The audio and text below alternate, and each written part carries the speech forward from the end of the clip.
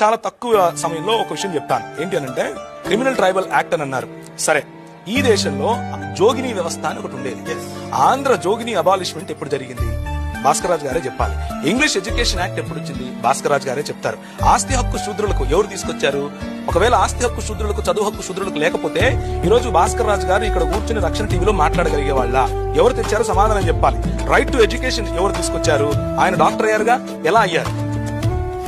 ఒక వైద్యుడు, ఒక చోరుడు ఇద్దరు సమానం అని చెప్పేటటువంటి సనాతన ధర్మం ఎక్కడ?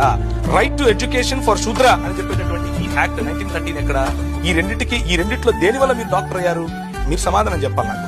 స్లేవరీ అబాలిష్మెంట్ యాక్ట్ ఎవరు చేశారు? బ్రాహ్మిన్స్, ఒక వ్యక్తి శూద్రుడు పెళ్లి చేసుకుంటే భార్యను బ్రాహ్మణుడి దగ్గర 3 రాత్రులు పడుకోబెట్టాలా? ఇది మీ సనాతన ధర్మమా? దాన్ని అబాలిష్ చేసింది 1819లో. ఎవరు అబాలిష్ చేశారు?